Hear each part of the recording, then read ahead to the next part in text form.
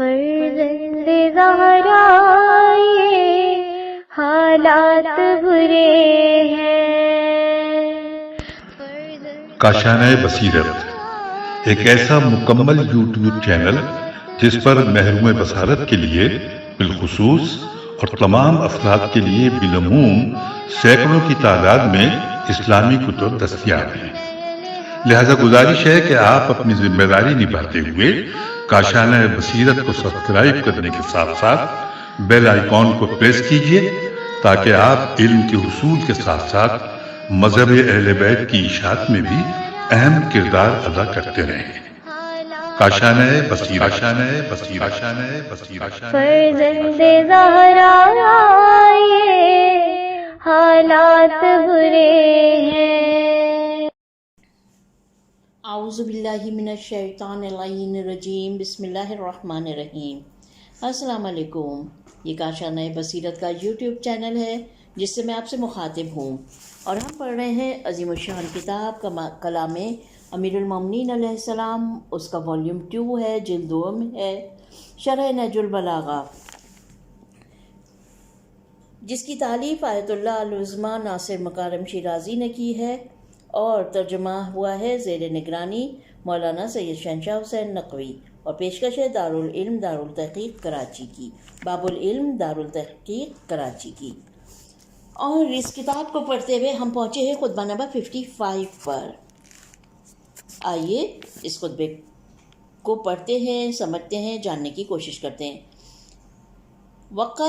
وقد استبطأ أصحابه إذنه لهم القتال بسفین۔ یہ خطبہ امام نے اس وقت ارشاد فرمایا جب آپ کے اصحاب صفین میں جنگ کی تاخیر سے ناراض تھے۔ سند خطبہ، مصادر نہج البلاغہ میں کوئی خاص سند اس خطبے کے بارے میں بیان نہیں ہوئی، لیکن ابن ابی الحدید اس خطبے کے ذیل میں اخبار روز صفین کے ایک گوشے کے عنوان سے بیان کرتا ہے، جو ظاہر کرتا ہے کہ جو چیز سید رضی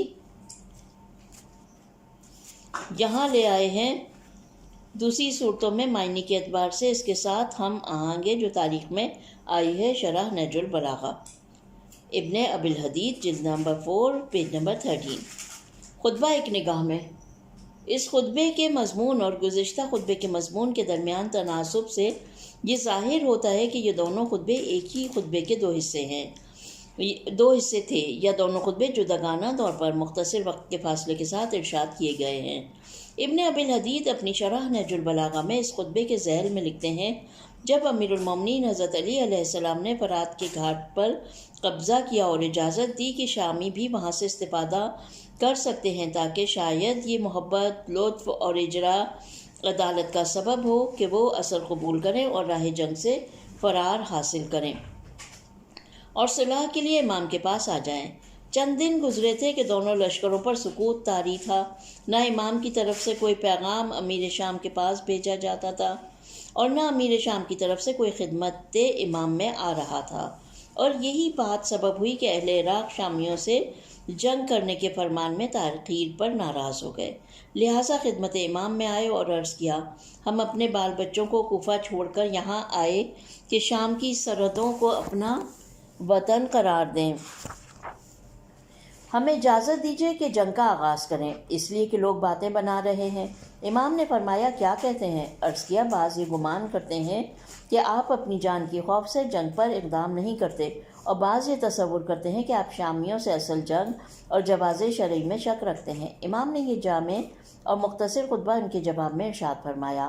پہلا حصہ، اما قولکم کل ذلک کراہیت الموت فواللہ وما ابالی، یہاں سے شروع ہو رہا ہے اور ختم ہو رہا ہے من ان اقتلها علی ضلالها وان كانت تبوء بآثامها۔ ترجمہ، تم لوگوں کا یہ کہنا اور یہ پس و پیش کیا اس لیے کہ میں موت کو پسند نہیں کرتا ہوں، اور اس سے بھاگتا ہوں تو خدا کی قسم مجھے ذرا پرواہ نہیں کہ میں موت کی طرف بڑھوں یا موت میری طرف بڑھے۔ اور اسی طرح تم لوگوں کا یہ کہنا کہ مجھے اہل شام سے جہاد کرنے کے جواز میں کچھ شبہ ہے، تو خدا کی قسم میں نے جنگ کو ایک دن کے لیے بھی التوا میں نہیں ڈالا، مگر اس خیال سے کہ ان میں سے شاید کوئی گروہ مجھ سے آ کر مل جائے اور میری وجہ سے ہدایت پائے اور اپنی چندھیائی ہوئی آنکھوں سے میری روشنی کو بھی دیکھ لے، اور مجھے یہ چیز گمراہی کی حالت میں انہیں قتل کر دینے سے کہیں زیادہ پسند ہے، اگرچہ اپنے گناہوں کے ذمہ دار بہرحال یہ خود ہوں گے، میں ان کی بدبختیوں کا ذمہ دار نہیں ہوں۔ شرح و تفصیل۔ امام کا خود کو جنگ سے روکنا۔ جس طرح اوپر کہا گیا ہے کہ یہ ارشادات امام نے بعض جاہلوں کے کچھ اعتراضات جو شامیوں سے جنگ کے لیے اجازت میں تاخیر کے موقع پر تھے، اس کے جواب میں فرمائے۔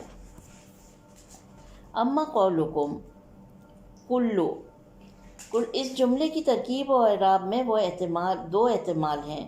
پہلا یہ کہ کل منصوب ہوگا فعل مقدر کی وجہ سے اور تقدیر مقدر کی وجہ سے، اور تقدیر میں عطف کلو ذالکہ ہوگا، اور دوسرا یہ کہ کل مرفوع بعنوان مبتدا ہوگا اور تقدیر میں ایسے ہوگا کل ذالکہ نااسی من کراہیت الموت، اور ہر حال میں کراہیت الموت مفعول ہے۔ ذالکہ کراہیت الموت فواللہ ما ابالی دخلت الی الموت او خرج الموت الی۔ ترجمہ، لیکن یہ جو تم لوگ کہتے ہو کہ جنگ میں تاخیر موت کی خوف کی وجہ سے ہے، خدا جل شانہ کی قسم مجھے کوئی خوف نہیں کہ میں موت کی جانب جاؤں یا موت میری جانب آئے۔ جی ہاں، یہ ہدف ایسا مقدس ہو، جب ہدف ایسا مقدس ہو جیسے رضائے خدا، تو مومن تیار ہوتا ہے کہ استقبال شہادت کے لیے بڑھے اور اس کے آنے کا انتظار نہ کرے۔ اس سے بڑا کیا فخر ہوگا کہ انسان اپنے معبود، محبوب اور مقصود کی راہ میں جان دے۔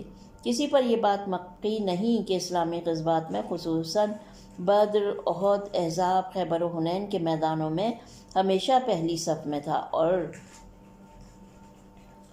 اور ہمیشہ پروانے کی طرح شمع رسالت کے گرد رہتا تھا اور موت و شہادت کا استقبال کرتا تھا۔ کس طرح ممکن ہے ایسے شخص کے بارے میں جو ایسا تابناک ماضی رکھتا ہو ایسی غلط قضاوت کی جائے کہ خوف شہادت سے جنگ میں تاخیر کر رہا ہے؟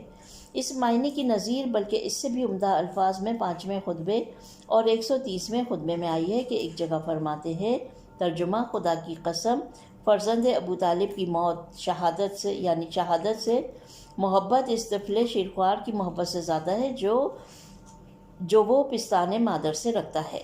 اور ایک دوسرے مقام پر فرماتے ہیں، ترجمہ، اس خدا کی قسم جس کے قبضہ قدرت میں فرزند ابو طالب کی جان ہے، شمشیر کے 1000 بار میرے لیے آسان ہے اور پسند ہے اس موت سے جو غیر اطاعت پروردگار میں بستر پر آئے۔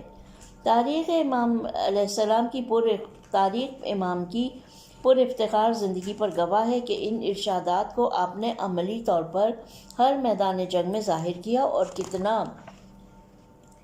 جاہل تھا لشکر عراق کا وہ گروہ جس نے ایسی بات کی کہ امام راہ خدا میں شہادت سے ڈرتے ہیں۔ اگر یہ کہا جائے کہ ان میں سے بیشتر کی عمر اتنی نہ تھی کہ غزوات اسلامی کو درک کرتے، لیکن کیا یہ کہہ سکتے ہیں کہ ہم جنگ جمل کو بھول گئے ہیں؟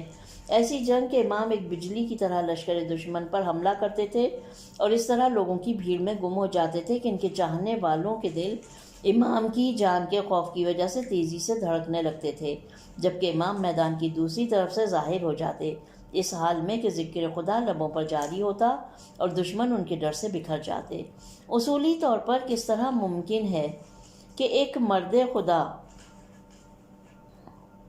جس کا دل دولت ایمان سے مالا مال ہو وہ شہادت سے خوف کھائے اور دشمن کی شمشیر اور نیزوں سے ڈرے؟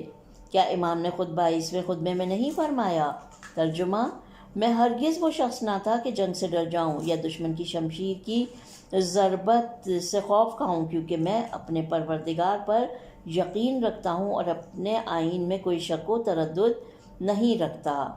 فواللہ ما ابالی، خطبے کا جملہ، اس جملے میں اس حقیقت کی جانب اشارہ ہے کہ عام افراد ہرگز موت کا استقبال نہیں کریں گے جب تک کہ عمر کے آخر میں موت انہیں آ کے نہ گھیر لے، جبکہ شجاع اور با ایمان افراد کے لیے فرق نہیں کہ وہ موت سے جا ملیں یا موت ان پر آ پڑے۔ اور یہ بالکل اسی طرح ہے کہ موت کو ایک شیر درندہ سے تشبیہ دیتے ہیں اور وہ ہرگز اس جگہ نہیں جائیں گے جہاں وہ حیوان ہو، لیکن ایک شجاع فرد کے لیے یہ ممکن ہے کہ اس کا سامنا کرے اور اس کے ساتھ مقابلہ کرے۔ ایسے افراد جب انہیں راہ خدا میں شہادت کی موت آتی ہے تو ان کے چہرے پر مسکراہٹ ہوتی ہے اور اسے اپنی آغوش میں لے لیتے ہیں۔ اگر موت ان سے دنیاوی رنگ برنگی زندگی چھین لیتی ہے تو وہ اسے ابدی زندگی سے بدل سکتے ہیں۔ اس کے بعد امام نے اس دوسرے اعتراض جو عراقی لشکر کے کچھ لوگوں نے شامیوں سے جنگ کرنے میں تاخیر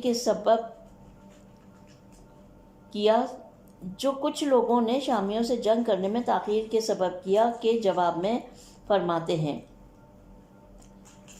ترجمہ اس کا، لیکن یہ کہ کہتے ہیں کہ جنگ میں تاخیر اس وجہ سے ہے کہ شامیوں سے جنگ میں شک رکھتا ہوں، اس جانب اشارہ ہے کہ میں یقین نہیں رکھتا کہ وہ راہ باطل پر چل رہے ہیں۔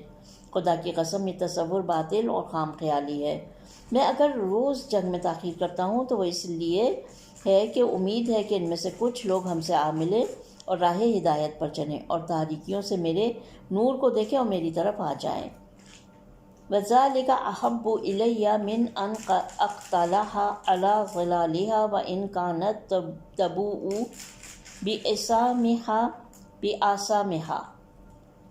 تبوء بوزن نوح رجوع کرنے اور واپس آنے کے معنی میں ہے، اور کہا جاتا ہے کہ اس کے اصلی معنی صاف اور ہموار کرنا ہے، اور اسی لیے انسان جب کوئی جگہ بناتا ہے تو مقام کو ہموار کرتا ہے اور جہاں بھی جائے گا اپنی منزل گاہ پر لوٹ آئے گا، اور رجوع کے معنی اس سے ارادہ کیا گیا ہے۔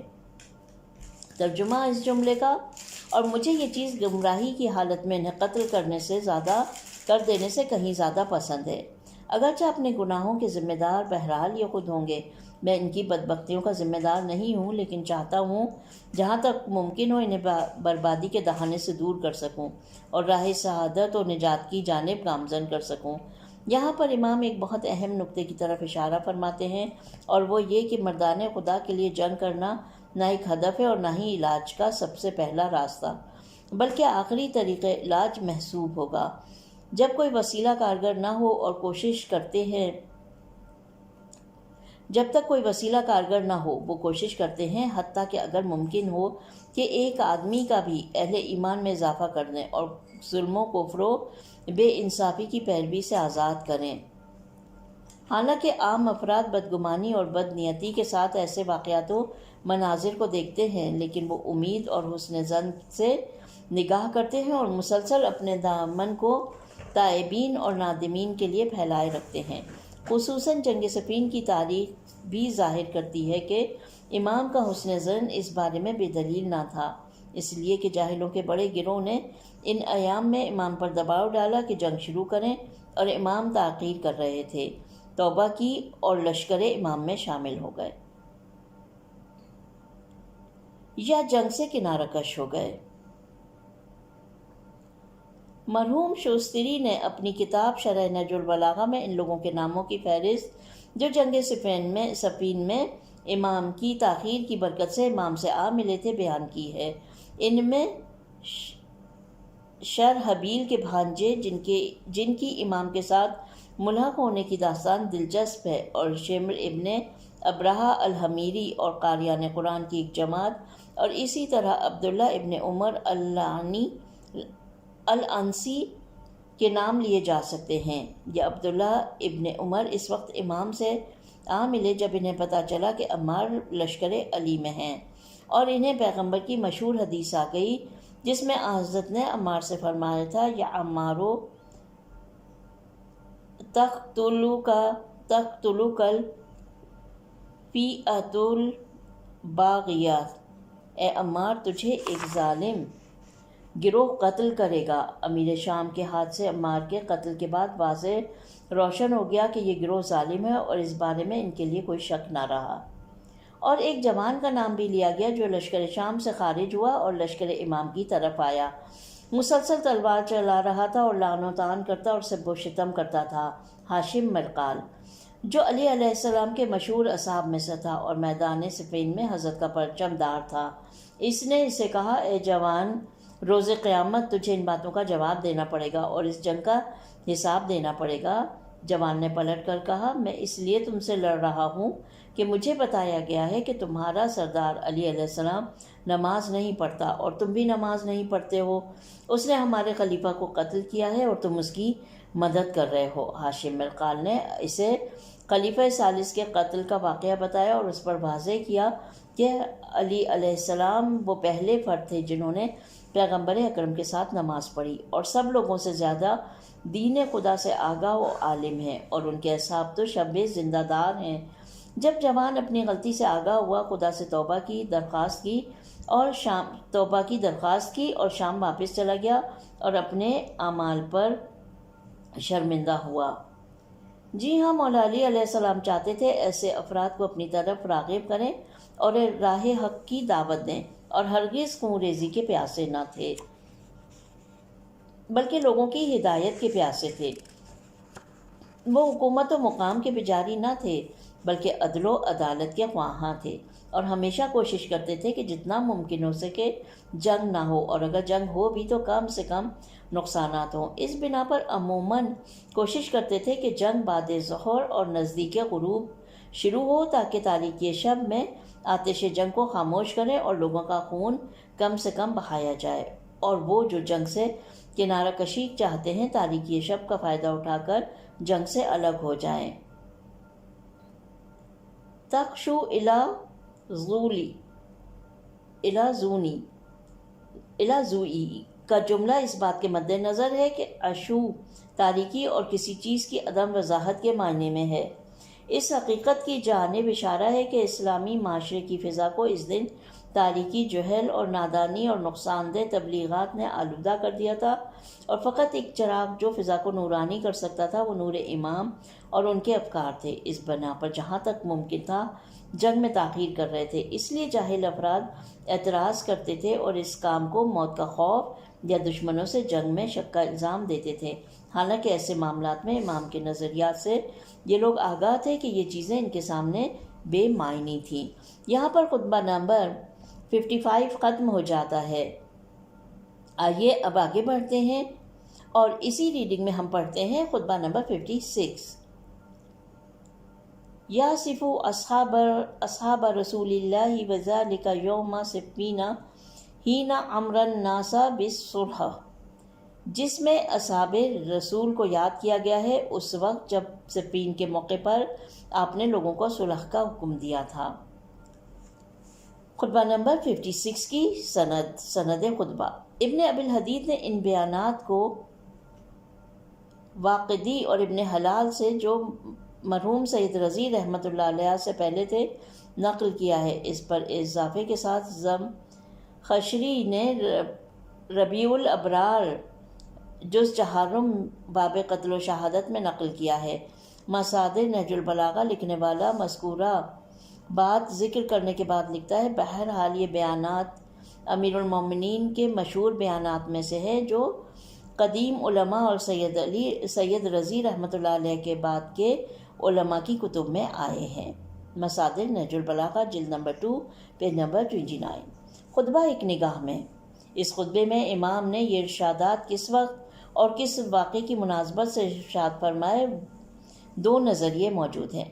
بعض معتقد ہیں کہ امام نے ارشادات کو ابن حضری کی داستان میں بیان فرمایا، اور واقعہ اس طرح ہے کہ عمرو آس کے ہاتھوں محمد بن ابن ابی بکر کی شہادت کے بعد اور مصر پر اس کی حکومت قائم ہونے کے بعد امیر شام اور جری ہو گیا اور بصرہ کو بھی اپنی حکومت میں لانا چاہتا تھا۔ اس نے خط لوگوں کے لیے ایسا لکھا کہ اس جگہ کو اختیار امام سے باہر کر دیں، اور یہ کام ابن حضری کے ہاتھوں انجام پایا، اور اس نے منافقین کے ایک گروہ کی مدد سے بصرے کے کچھ حصے پر تسلط حاصل کر لیا۔ یہ خبر ابن عباس کے ذریعے امام علیہ السلام کو پہنچی۔ اس وقت وہ محمد بن ابی بکر کی شہادت پر امیر المومنین علیہ السلام سے تسلیت کرنے کوفہ آئے تھے۔ حضرت نے یہ خطبہ ارشاد فرمایا اور جاریہ بن قلامہ سعدی کو، جو مرد شجاع تھے، ایک گروہ کے ساتھ بصرہ کی جانب بھیجا۔ اس نے امام کے نصاب کی مدد سے، جو بصرے میں موجود تھے، ابن حضرمی اور اس کے ساتھیوں سے مقابلہ کیا، اور ابن حضرمی نے مقابلے کی جرات نہ کی اور اپنے 70 ساتھیوں کے ساتھ بصرے کے گھر میں پناہ لی۔ جاریہ نے ان پر حملہ کر دیا اور سب کو قتل کر دیا۔ دوسرا قول یہ ہے کہ امام نے یہ خطبہ صفین میں اس وقت ارشاد فرمایا جب حضرت کو صلح کی پیشکش کی گئی اور امام پر اسے قبول کرنے کے لیے دباؤ ڈالا گیا۔ بہرحال امام اس خطبے میں مسلمانوں کو اپنے رسم و رواج پر عمل کرنے، گزشتہ اور موجودہ زمانے کے مسلمانوں کے اسلام کے لیے فداکاری سے متعلق بیان فرماتے ہیں۔ ان کی کامیابی کی اصل دلیل مکمل نظم و ضبط اور پیغمبر اکرم کے فرمان کے آگے تسلیم ہونا یہ اس بات کا اشارہ تھا کہ اگر وہی نظم و ضبط اور اطاعت کامل اور اخلاص ان میں ہو تو وہ بھی ضرور کامیاب ہوں گے، اور اگر راہ اختلاف اور حکم عدولی کے راستے پر چلے تو برے دن دیکھنے پڑیں گے۔ پہلا حصہ شروع ہوتا ہے وَلَقَدْ كُنَّا مَعَ رسول اللہ صلی اللہ علیہ وسلم نقتل آباءنا وابناءنا واخواننا وعمالنا وامامنا، اور ختم ہوتا ہے ما قام للدین عمودا ولغزر للایمان عود وأيم الغاہ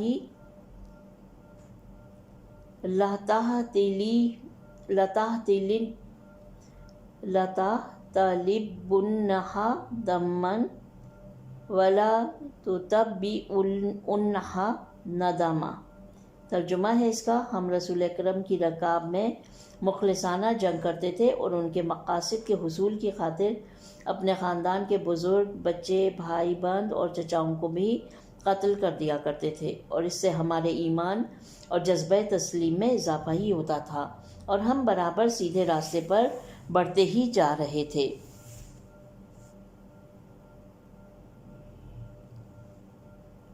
اور مصیبتوں کی سختی پر صبر ہی کرتے جا رہے تھے اور دشمن سے جہاد میں کوششیں ہی کرتے جا رہے تھے۔ ہمارا سپاہی دشمن کے سپاہی سے اس طرح مقابلہ کرتا تھا جس طرح مردوں کا مقابلہ ہوتا ہے کہ ایک دوسرے کی جان کے در پہ ہو جائیں، اور ہر ایک کو یہی فکر ہو کہ دوسرے کو موت کا جام پلا دیں۔ پھر کبھی ہم دشمن کو مار لیتے تھے اور کبھی دشمن کو ہم پر غلبہ ہو جاتا تھا۔ اس کے بعد جب خدا نے ہماری صداقت کو آزما لیا تو ہمارے دشمن پر ذلت نازل کر دی اور ہمارے اوپر نصرت کا نزول فرما دیا، یہاں تک کہ اسلام سینہ تان کر اپنی جگہ جم گیا اور اپنی منزل پر قائم ہو گیا۔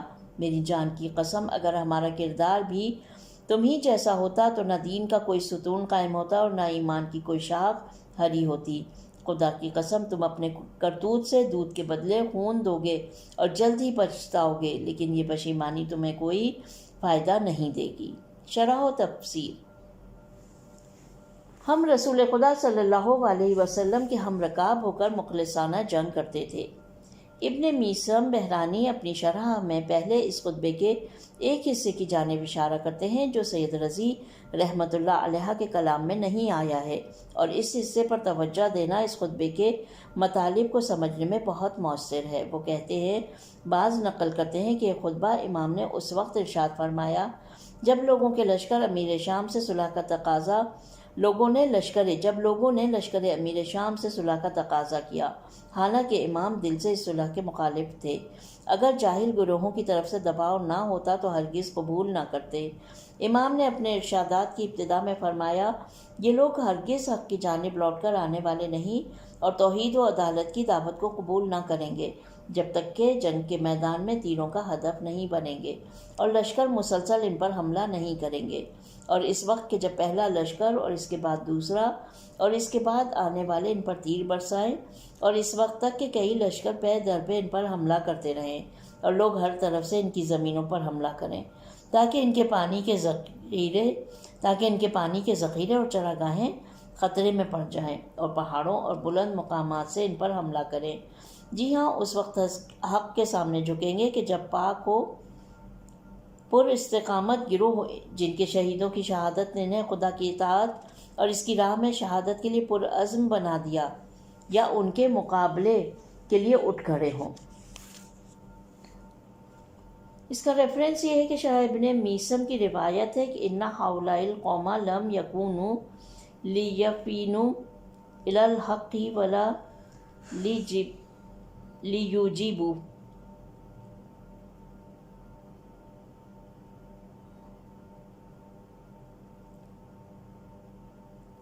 یہ شرح نہج البلاغہ ابن میسم جلد نمبر 2 پیج نمبر 144، یہاں پہ عربی کی عبارت ہے پوری۔ اس بنا پر دوستی کا ہاتھ اس ظالم قوم کی طرف پھیلانا اور صلح کے لیے جھکنا سوائے ناکامی اور شکست کے کوئی فائدہ نہ دے گا، اس لیے وہ نہ صلح کی منطق سمجھتے ہیں، نہ محبت و دوستی کے الفاظ سے واقع ہیں۔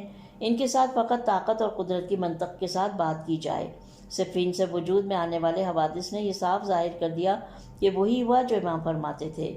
جی ہاں، جب وہ امام کے الفاظ کی گہرائی تک پہنچے اور اپنی پیشکش پر پشیمان ہوئے تو اس وقت تک موقع ان کے ہاتھ سے نکل چکا تھا۔ بہرحال امام نے ان ارشادات کو آگے بڑھاتے ہوئے مذکورہ گفتگو ارشاد فرمائی تاکہ ان کو سمجھائیں کہ پہلے کے مسلمانوں کی کامیابی کا راز کیا تھا اور کوفیوں کی شکست کی دلیل کیا تھی۔ فرمایا وَلَقَدْ كُنَّا مَعَ رَسُولِ اللَّهِ صلی اللہ علیہ وسلم نَقْتُلُ آبَاءَنَا وَأَبْنَاءَنَا وَإِخْوَانَنَا وَأَمَّامَنَا۔ ہم نے رسول خدا صلی اللہ علیہ وسلم کے ہم رکاب ہو کر خلوص کے ساتھ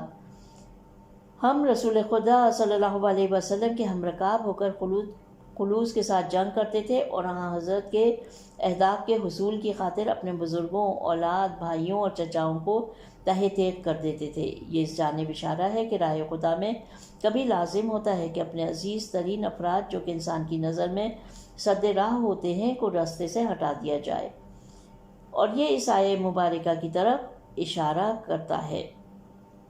ترجمہ اس کا یہ سورہ توبہ کی آیت نمبر 24 ہے۔ اگر تمہارے باپ دادا اور تمہارے بیٹے بیٹیاں اور تمہارے بھائی بہنیں اور تمہاری بیویاں اور تمہارے دیگر رشتہ دار، تمہارے اموال جو تم نے محنت سے کمائے اور تجارت و کاروبار جس کے نقصان سے تم ڈرتے رہتے ہو، اور وہ مکانات جنہیں تم پسند کرتے ہو تمہارے نزدیک اللہ اور اس کے رسول اور اس کی راہ میں جہاد سے زیادہ محبوب ہیں، تو پھر انتظار کرو یہاں تک کہ اللہ اپنا حکم یعنی عذاب لے آئے۔ جی ہاں، ہماری زندگی مذکورہ آیت سے مطابقت رکھتی ہے اور فرمان الہی کے مقابلے میں ہر چیز سے ہاتھ اٹھا لیتے تھے، اور اس بنا پر اس کی نصرت و مدد ہمیں عطا ہوتی تھی۔ اس کے بعد بات آگے بڑھاتے ہوئے امام فرماتے ہیں، ترجمہ اس کا، یہ ایثار و فداکاری راہ حق میں ہماری استقامت اور ایمان کو کم نہیں کرتی تھی، بلکہ ہمارے ایمان و تسلیم کو بڑھاتی تھی اور ہمیں حق و صبر و استقامت کی راہ اور درد و تکلیف اور دشمن کے مقابلے میں مسلسل جہاد میں ثابت قدم رکھتی تھی۔ البتہ وہ چیز جس کی جانب امام اس جملے میں اشارہ فرماتے ہیں وہ ایک تاریخی حقیقت ہے۔ بہت سی اسلامی جنگوں، خصوصاً جنگ بدر میں بہت سی اقوام اور مسلمانوں کے قبائل ان کے روبرو تھے۔ لوگ ان مسلمانوں کے قوم و قبیلے کے مقابلے میں کھڑے تھے اور انہوں نے رضائے خدا کے حصول کے لیے قوم و قبیلے کے رشتوں جو عرب کی نظر میں بہت محترم تھے ان کی مخالفت کی اور اپنے مخالفین پر ٹوٹ پڑے اور انہیں روند ڈالا۔ یہ نکتہ قابل توجہ ہے کہ وہ امور جو دوسروں کی سستی کا سبب بنتے تھے وہ یاران رسول اللہ صلی اللہ علیہ وسلم کی مزید استقامت اور کوشش کا باعث بن جاتا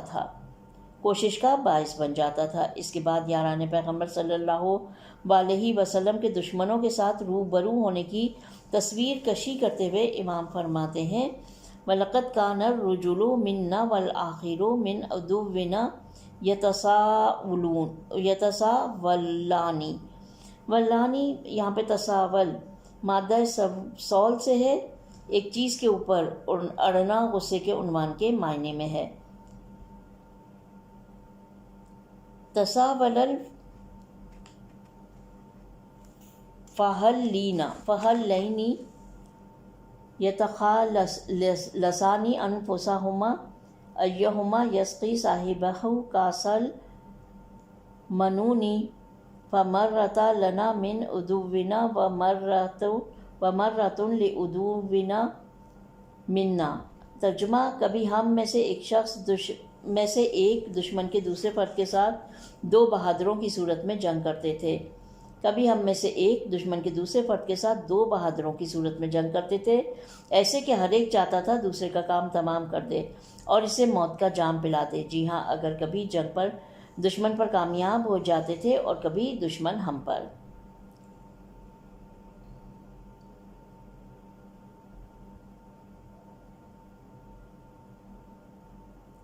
اسی بات کی طرف اشارہ ہے کہ لازم نہیں کہ لشکریان حق تمام مراحل میں باطل کے ساتھ جنگ میں کامیاب ہوں۔ ممکن ہے کبھی کامیاب اور کبھی مغلوب ہو جائیں، لیکن بالآخر وعدہ الہی کے مطابق کامیاب ہیں۔ اس بنا پر اس انتظار میں نہ رہیں کہ شامیوں کے مقابلے میں ہمیں کوئی مشکل پیش نہ آئے گی، اور ہرگز پیش آنے والی مشکلات کو اپنے پیشوا کے فرمان سے انحراف کے لیے بہانہ قرار نہ دیں، اور حضرت کے اصحاب کی زندگی کا مطالعہ کریں اور ان سے درس حاصل کریں۔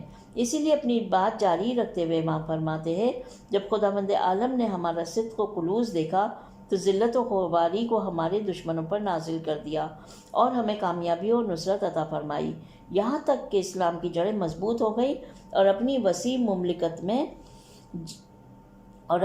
مملکت میں جاگزین ہو گیا۔ حقیقت میں امام یہاں مسلمانوں کی ابتدائی کامیابی کے اصلی عوامل بتا رہے ہیں، اور اس ضمن میں لشکر کوفہ کی ناکامی کے اسباب کی جانب اشارہ کرتے ہیں۔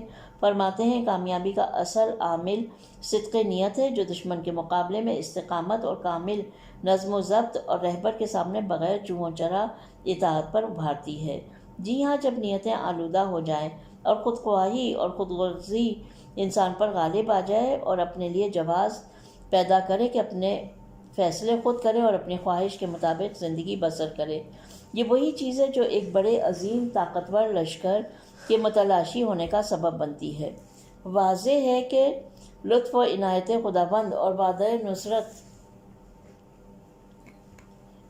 نصرت و مدد ہرگز ایسے افراد کے شامل حال نہیں ہوتا، بلکہ وہ ضعیف اور دشمن کے جال میں خوار اور مغلوب ہو جاتے ہیں۔ اس کے بعد امام نتیجہ اخذ کرتے ہوئے فرماتے ہیں، ترجمہ: مجھے اپنی جان کی قسم، اگر ہم دشمنان اسلام کے مقابلے میں تمہاری طرح ہوتے تو ہرگز دین کا ستون و علم بلند نہ ہوتا، اور اس کے درخت کی کوئی شاخ سبز و تازہ نہ ہوتی، نہ کوئی ثمر دیتی۔ کسی بھی وقت اور کسی بھی جگہ لوگوں نے انتشار اور نفاق سے کوئی فائدہ حاصل کیا جو تم لوگ بھی فائدہ حاصل کرو گے۔ اگر اصحاب محمد صلی اللہ علیہ وسلم تھوڑی سی مدت میں اسلام کے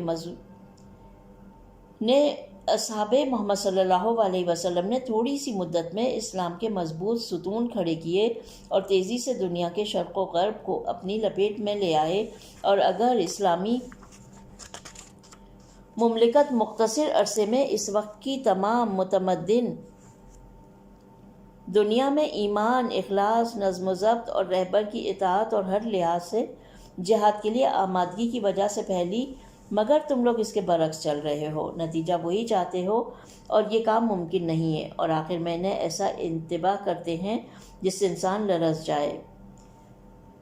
فرماتے ہیں، ترجمہ: خدا کی قسم، تم لوگ اس انتشار اور رہبر کی عدم اطاعت سے آخر خلافت کی اونٹنی کی بجائے خون دہو گے اور جلد بہت پشیمان ہوگے، لیکن اس وقت پشیمانی سود مند نہ ہوگی۔ مذکورہ عبارت میں امام نے 3 تشبیہات کو بروئے کار لاتے ہوئے بہت اہم نقطوں کی طرف اشارہ فرمایا ہے۔ ایک تعبیر میں اسلام کو ایک خیمے سے تشبیہ دی ہے جس کا ستون مخلصانہ جہاد سے قائم ہوئے، اور ہم جانتے ہیں کہ خیمہ گری سردی، سورج کی تپش، گرم ہواؤں سے بچنے اور آرام کا وسیلہ ہے۔ اسلام بھی جہان بشریت کے لیے تباہی کے طوفانوں سے نجات اور آرام کا تحفہ لے کر آتا ہے۔ اور دوسری تعبیر میں ایمان کو شجرہ طیبہ سے تشبیہ دی ہے جس کی شاخیں آغاز اسلام کے مومنین کی قربانیوں سے سرسبز اور تازہ ہیں اور ان کے ثمرات سامنے آ گئے ہیں۔ ہم جانتے ہیں کہ اس ثمرآور خوبصورت اور پربرکت درخت انسانی معاشرے کے لیے بڑا ہدیہ ہے۔ اور تیسری تعبیر میں حکومت کو اونٹنی کے ساتھ تشبیہ دیتے ہیں، جس سے غلط طریقے سے دہنے یا پستان میں بیماری کی وجہ سے دودھ کی جگہ خون ٹپک رہا ہے، یعنی برعکس نتیجہ دے رہی ہے۔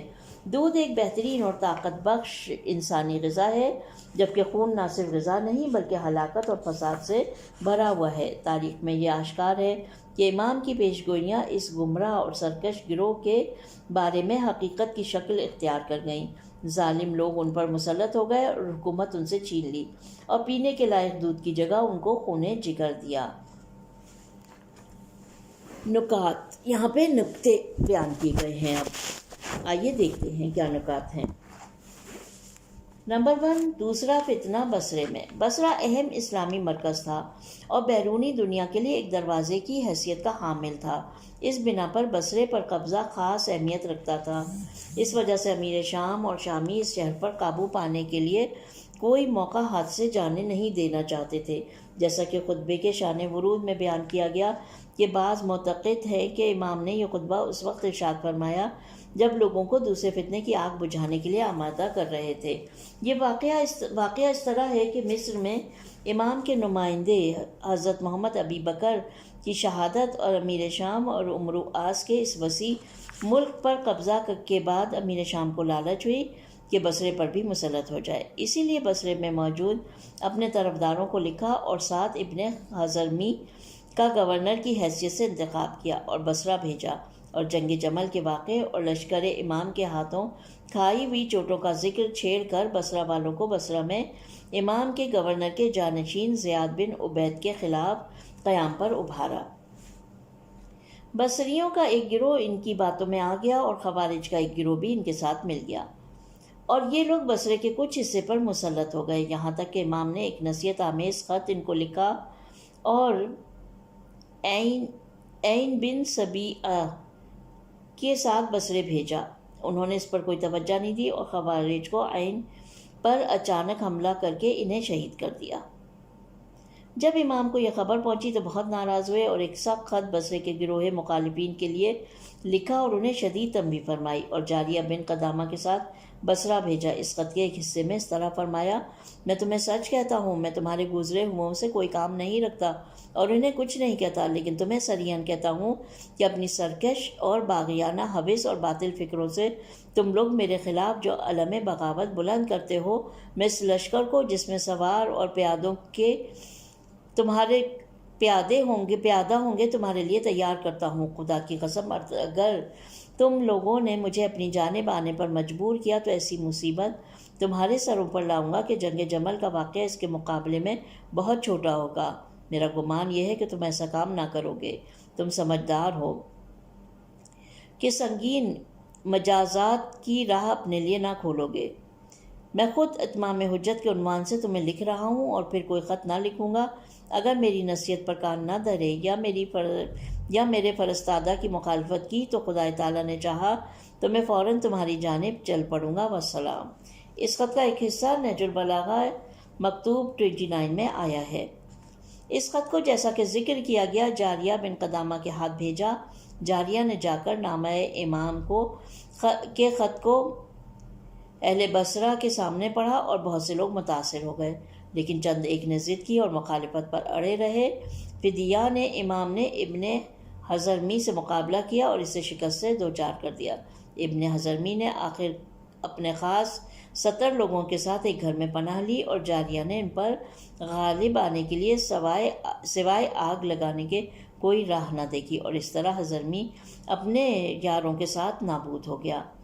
اس کا ریفرنس ہے شرح نہج البلاغہ ابن ابی الحدید جلد نمبر 4 پیج نمبر 34 سے 53 تک خلاصے کے ساتھ۔ اب دوسرا نقطہ، لشکر میں نظم و ضبط اور مخلصانہ جہاد۔ کوئی رہبر و پیشوا کتنا ہی مدبر، آگاہ اور تجربہ کار ہو، جب تک اس کے لشکر میں نظم و ضبط، اپنے رہبر کی اطاعت کا جذبہ نہ ہو اور مخلصانہ جہاد نہ کرے تو کچھ حاصل نہ ہوگا۔ یہ بات درست ہے کہ تمام امور باہمی مشاورت سے انجام پاتے ہیں۔ لشکر کے سربراہ کو بھی چاہیے کہ وہ بھی اپنے ساتھ باخبر افراد کو مشیر بنائے، لیکن ایسا بھی نہیں ہے کہ ہر شخص یا گروہ اپنی رائے قائم کرے اور اپنی بات پر زور دے، جس کے نتیجے میں باہمی اختلافات، انتشار اور شکست کا سامنا کرنا پڑے۔ جب لشکر کا سربراہ باہمی مشاورت کے بعد اپنی رائے کو حتمی قرار دے تو دوسرے تمام افراد کے لیے تسلیم کرنے کے سوا کوئی چارہ نہیں رہتا، اپنے ضمیر کو اس سربراہ کی مرضی پر چھوڑ دیتا ہے اور یقین کے ساتھ اسی راہ پر گامزن رہتا ہے۔ بے مثال رہبری اور قوت کی موجودگی کے باوجود امیر المومنین علیہ السلام کے لیے بار بار شکست کھانے کی ایک بڑی وجہ مخلصانہ جہاد میں نظم و ضبط کا فقدان اور آپ کے حکم کے سامنے سر تسلیم خم کرنے کے جذبے کی کمی تھی۔ تقریباً ہر فرد اور گروہ تمام جنگی محاذوں پر اپنی رائے پر قائم رہنے کو ترجیح دیتے تھے، یہاں تک کہ صفین میں بھی کامیابی چند قدموں پر تھی۔ یہ کم فکر اور جنگی حکمت عملی سے ناواقف افراد نہ صرف خود میدان سے بھاگنا چاہتے تھے بلکہ اپنے رہبر و پیشوا کو جنگ سے پیچھے ہٹنے کا مشورہ دے رہے تھے۔ آخری نتیجے اور ہدف تک پہنچنے والی جنگ کو ادھورا چھوڑا۔ جی ہاں، اسی مشکل کی وجہ سے امام کے تمام ارادوں کو ان حساس اوقات میں پسپا کیا۔ پوری تاریخ میں ہر لشکر اسی مقمصے کا شکار ہوا ہے اور اس کا نتیجہ سوائے ناکامی کے کچھ سامنے نہیں آیا۔ تیسرا نکتہ، صدر اسلام کے مسلمانوں کی خصوصیت۔ امام اس پرمعنی خطبے میں ابتدائی مسلمانوں کی حالت کی جانب اشارہ کرتے ہیں۔ فرماتے ہیں وہ پیغمبر اکرم کے سامنے اس قدر تسلیم تھے کہ کبھی اگر اپنے فرزند اور بھائی سے میدان جنگ میں سامنا کرتے تھے تو ہرگز پدری اور فرزندی اور برادری رشتے کی وجہ سے اس مقدس ہدف کے مقابلے میں اپنے ارادے کو کمزور نہیں کرتے تھے، یہاں تک کہ کبھی عقب نشینی یا کبھی شکست کے ان جذبات پر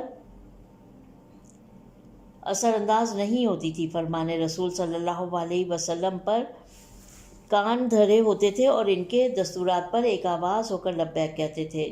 صدق اور اخلاص نیت ان کی واضح اکثریت پر یقیناً حاکم تھی اور خداوند جل شانہ بھی اس صداقت اور اخلاص کی وجہ سے ان کی غیبی امداد فرماتا تھا اور تھوڑے عرصے میں اسلام اس پورے معاشرے پر چھا گیا۔ یقیناً اگر ابتدائی مسلمان اس لشکر کوفہ کی طرح ہوتے تو اسلام یہاں تک کہ مکہ یا مدینہ پر بھی حاکم نہ ہوتا۔ اگر سرکشی، بیجا اظہار رائے اور ناپختہ انفرادی نظریے ان پر حاکم ہوتے تو ایمان کے درخت کی کوئی شاخ بھی سرسبز نہ ہوتی اور خیمہ اسلام میں کوئی ستون کھڑا نہ ہو پاتا۔ اگرچہ ان میں سے بہت سارے ایسے تھے جنہوں نے یا عصر پیغمبر صلی اللہ علیہ وسلم کو درک کیا تھا یا پیغمبر اصحاب کو دیکھا تھا، لیکن جو واقعات پیغمبر کے بعد وجود میں آئے، مخصوصاً عصر خلیفہ ثالث کے واقعات اور کچھ گروہوں کی دنیاوی چمک دمک اور پرآسائش زندگی، ثروت و مال کی افزائش جو فتوحات اسلامی کے بعد میسر ہوئی، اس کی طرف میلان اور منافقین کی زہریلی تبلیغات نے ارادوں کو کمزور کر دیا اور بہانے تلاش کرنے والوں کو بہانوں کے پیچھے لگا دیا، اور اس کا نتیجہ منافقین کے گروہ کی کامیابی اور مومنین کی شکست کی صورت میں آیا۔ یہاں پر خطبہ نمبر 56 ختم ہو جاتا ہے اور خداوند عالم نے یہ توفیق دی کہ ہم نہج البلاغہ کی اس شرح میں یہاں تک پہنچ سکے، اور جو کچھ ہمیں سمجھ میں آ رہا ہے دعا یہ ہے کہ باراللہ ہمیں اس پر عمل کرنے کی توفیق عطا فرمائے۔ ربنا تقبل منا انک انت السمیع العلیم۔ پروردگار عالم ہماری اس کوشش کو اپنی بارگاہ میں قبول فرما۔ اپنا بہت خیال رکھیے۔ انشاءاللہ اب یہ جلد دوم جو ہے وہ 4 خطبوں کے بعد ختم ہونے والی ہے اور 2 ریڈنگز میں ہم انشاءاللہ اس کو پڑھیں گے۔ تو بس دعا ہے پروردگار اس توفیق کو جاری اور ساری رکھے، ایسا نہ ہو کہ یہ توفیق ہم سے چھین لی جائے۔ اپنا بہت بہت بہت بہت خیال رکھیں۔ خدا حافظ۔ انشاءاللہ